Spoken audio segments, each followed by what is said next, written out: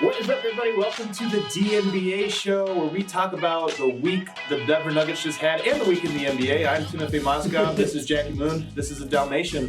Let's get right into it. All right, fellas. Week 1 is in the books. I'm going to start with you, Brendan. How would you grade the Nuggets' first week of the season? I would give it a B, just a B on the nose. Plenty of room for improvement, right? Not great, but obviously more than satisfactory. You're 3-1, so B- feels too harsh. But I think we all agree they're far from an A, right? Yeah. I was going to go B too. No joke. I was going to go B. I believe it. You don't hand out A's. Yeah, I was going to say. You guys know I don't hand out A's. Denver has played good basketball at times, bad basketball at times. They haven't played far from their best basketball. I think I'd give them, a B just because they're 3-1. We know they're capable of so much more, but they've been solid. Jokic had some good moments. Murray's had some good moments. No injury, so it's been a solid start. I'm going to be a B-. I'm a tough grader. Yeah, I'm a tough grader. This Nuggets team has been good, but they could be 0-4. It's not inconceivable that they could have been 0-4 through these. They could be 4-0. They could be 2-2. They haven't played their best ball. They haven't looked happy. They haven't been that fun. That's true. I give them a B-. What is Adam's favorite Jokic ball lineup? I would say 5 guys that are really going to get the ball popping.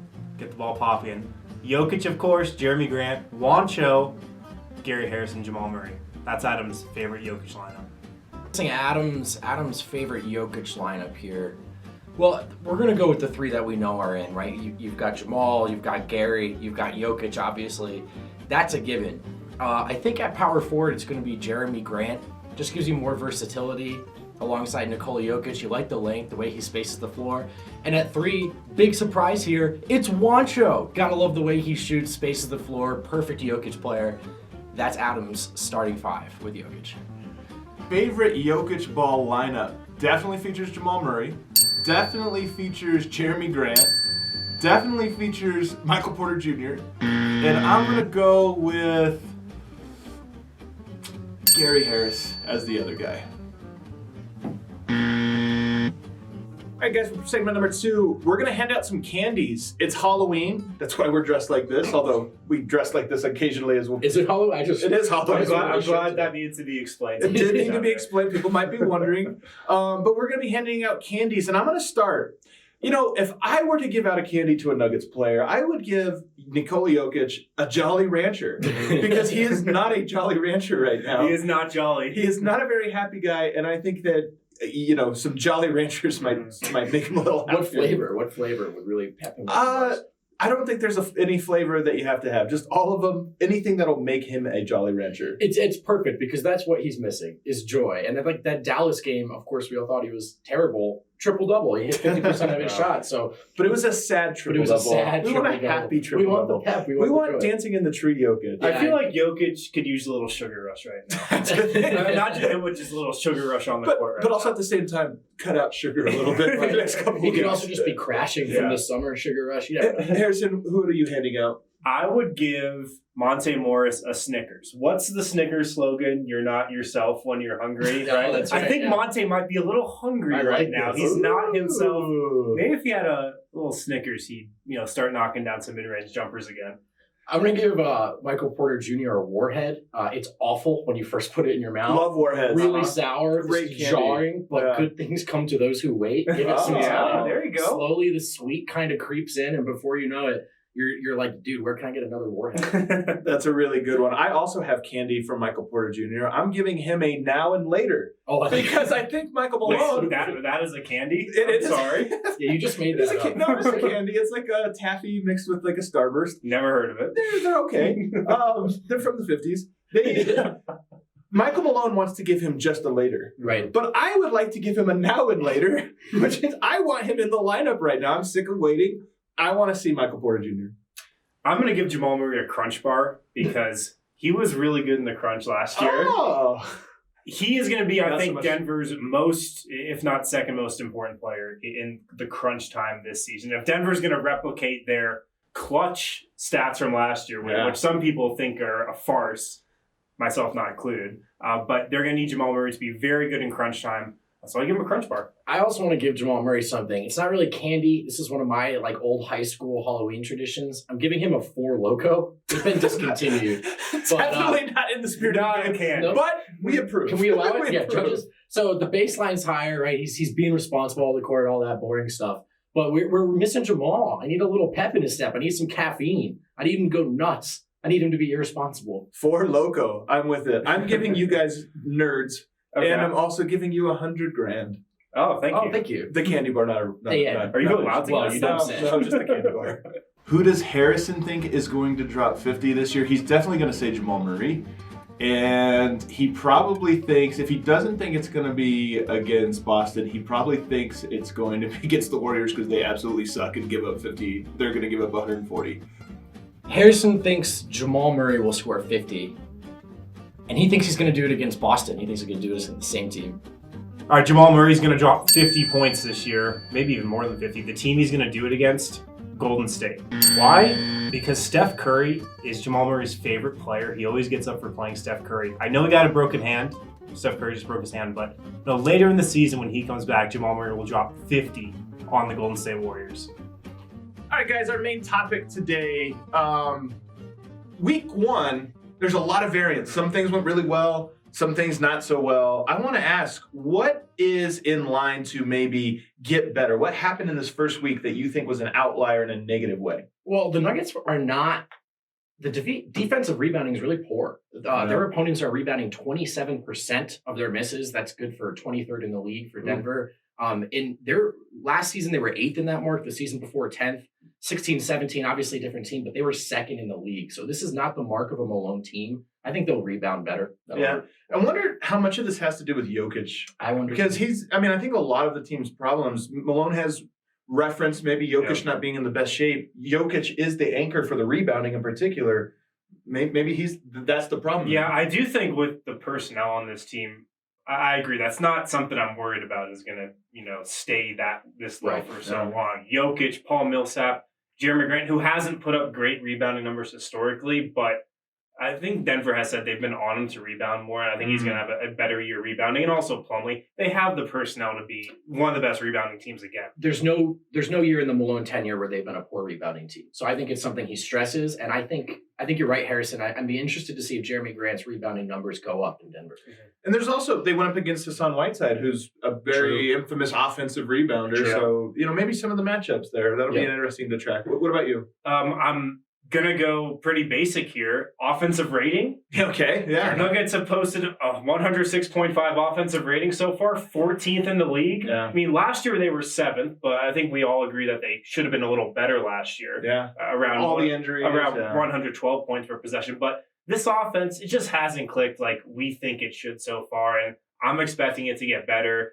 They've been healthy, so, they should be putting up, I think, better numbers. I don't think they've played great defenses so far by that's any the means. scary part. But I'm expecting the offensive rating to climb as long as Denver does stay healthy.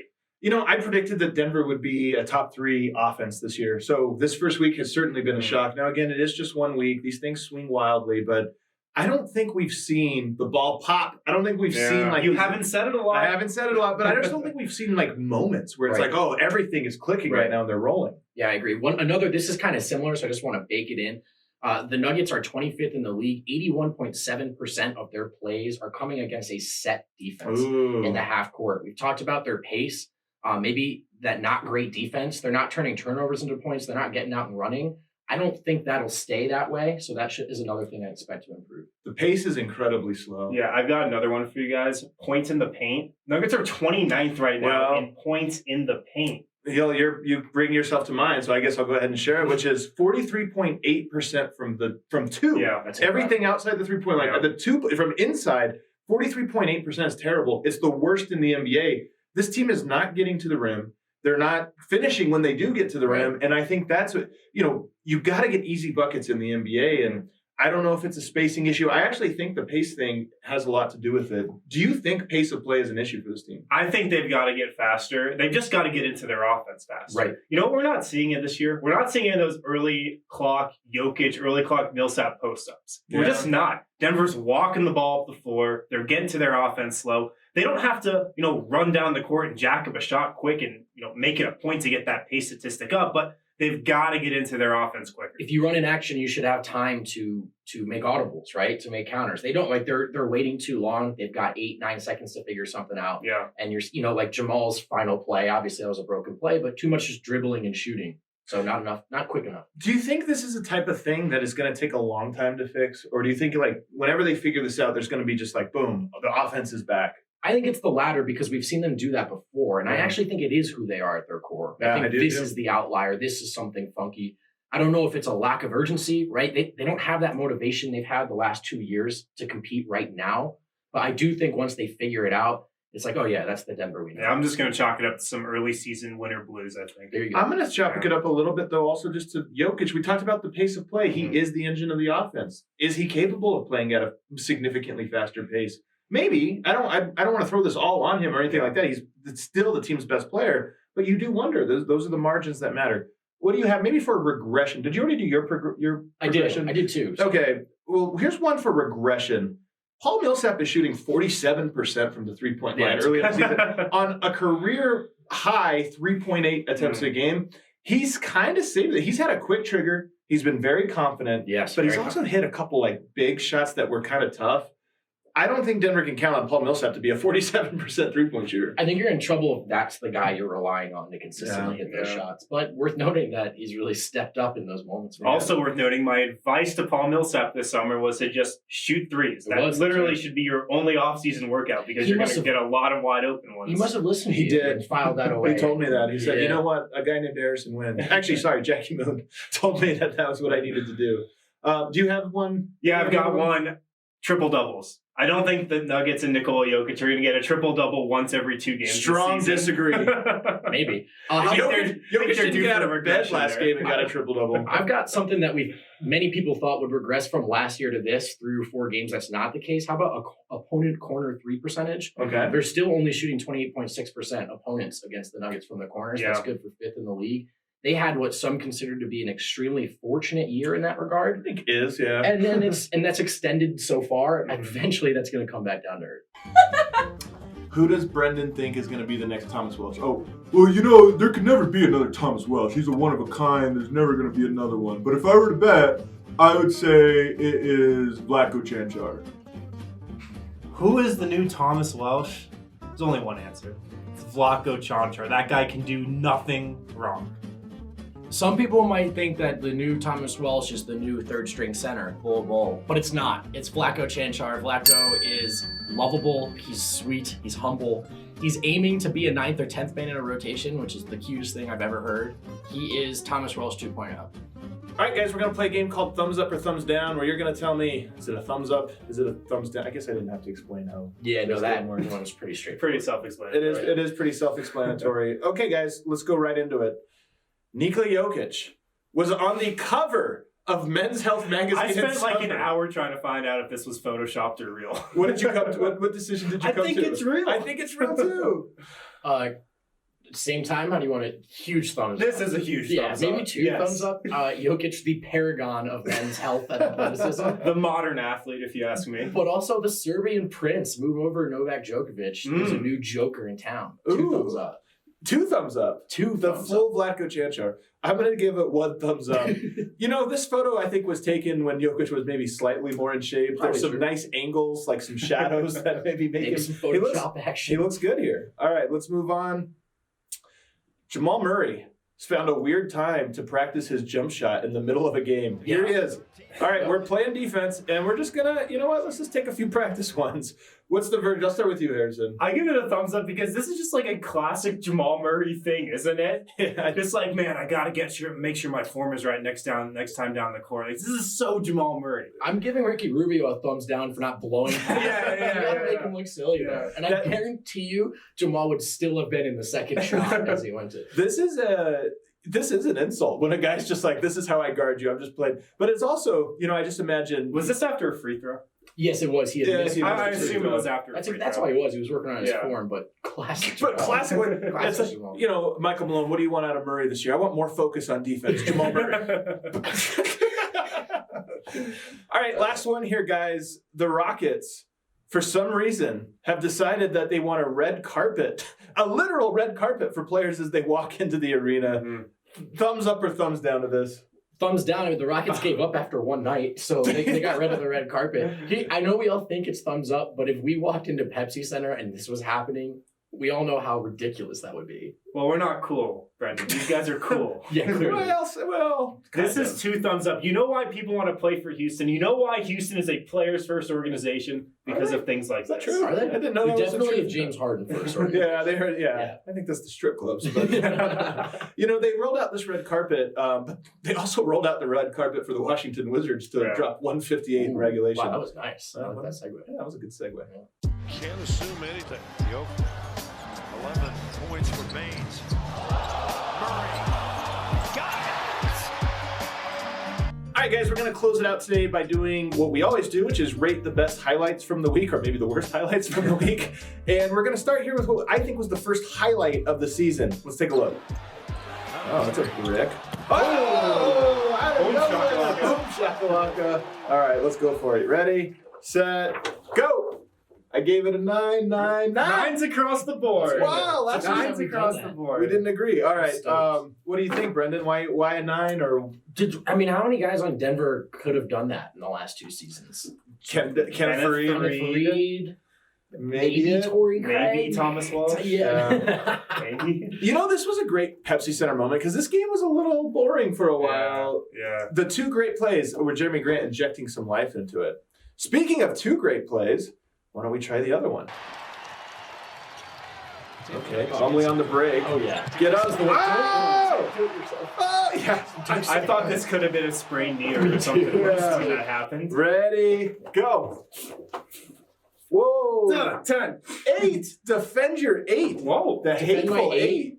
10 seems like a bit much, guys. It was a nice dunk, but 10 is the max. That was a great It dunk. was an insane dunk, and he almost hurt himself. You know how Gary Harris's dunks are always boring? Jeremy Grant's dunks are always I know. super exciting. It's a great point, right? On it. Yeah, That's He a yeah. great can point. execute a basic one-handed, two-handed dunk, and I'm All probably I'm going to give it a saying- 9. 10s go to the Vince Carters and the early Blake. You don't give out A's, you don't give out 10s. This is crazy. All right, let's look at this next one.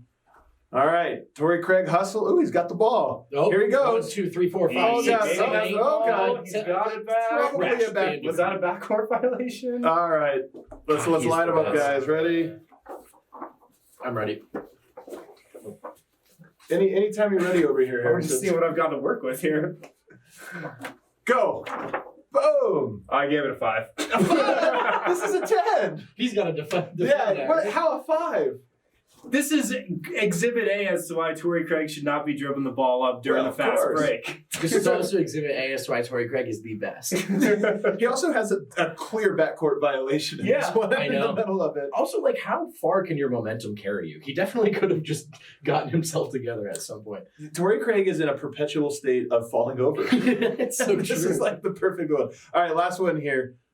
Let's take a look. Oh, are we going to rewind the clock? This is the. Are we rewinding the clock? Let's get up. And then the celebration. The celebration. All right, let's see. Line them up. Ready? Go. Oh, man. 10s. We love Paul Millsap. 10s. Paul Millsap can do no wrong. I went all 10s today. Turning back the clock, but also the 10 for me is for the Dragon Ball Z Yes. 2-hand Yes. screen clutch moment too in the game. I'm not going to lie. When I saw this in person, I thought it was like a tomahawk, sky in the air, reach Yeah. all the way back. You see it on video, he kind of barely gets it. Yes, But you know what? It's Paul Millsap. We grade this on a curve. That was a great highlight. It's a 10. He's had a couple good ones over the last That was a years. 10. This episode was a 10. This show was a 10. You guys are 10s. Wow. Well, I think I'm more like a 7 or 8. Yeah, well, you're close. 7 on a good day. You know, you're a Boulder 7, but you are a Lakewood 10. I'm 5'5", so that's Liquid 10. 5 plus 5 is 10. Ooh, that's good. All right. Thank you guys so much for tuning in. Don't forget to subscribe on YouTube so that you can always get this show when it drops. He is a Dalmatian. He's Jackie Moon. I'm Timothy Mozgov. We'll see you all later. 5, 6.5, please. Rest be died now. Henry thinks he is a where is he from? Montana 10, a Portland 8, and a Denver 6. Oh, wow. Montana 10.